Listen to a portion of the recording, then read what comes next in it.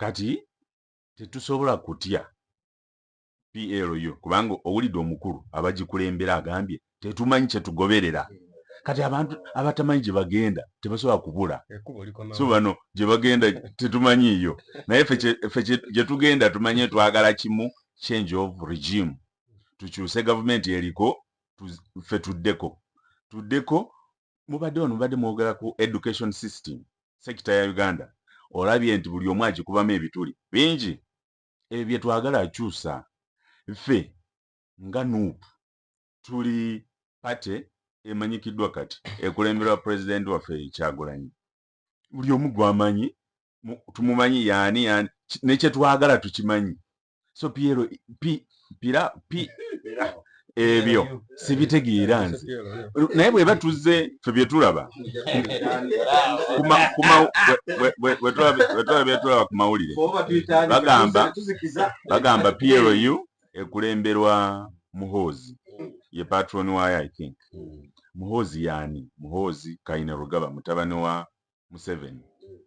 Muhoozi zani army serving officer ngono bwagambye ono omusajja asoma akugambye ali ku IU. Nsuubira omuntu bw'atyo okuba ne intellectual debate nti amanyi n'amateeka ng'akimanyi bulungi nti bw'obeera I'm a serving officer, you are not allowed.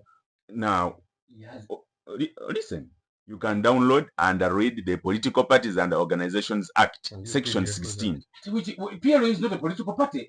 Why don't correct these people here? It is a pressure group. You've called it a pressure group. Pressure group is not a political party. Listen. Asome Article 208. Tolaba. So bano bamenyi b'amateeka. It's not a political party. Why should I read that? Is it about political party? No.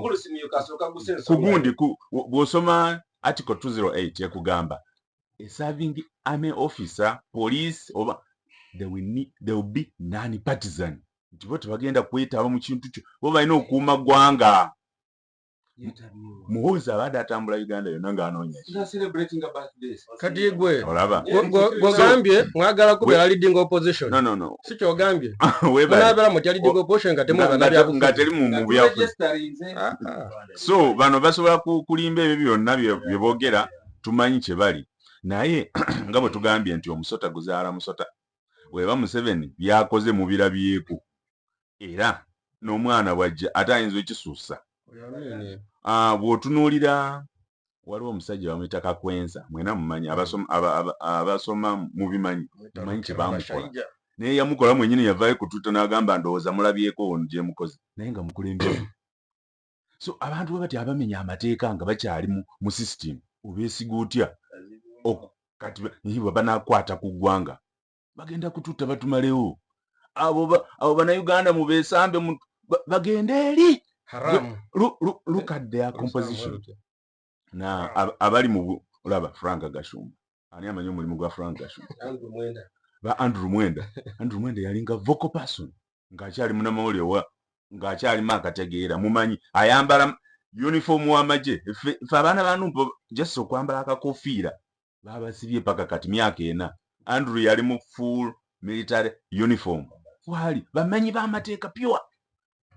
Ne biboogera ne bebakola. Tunuulira Mike Mukula abantu ba scandals.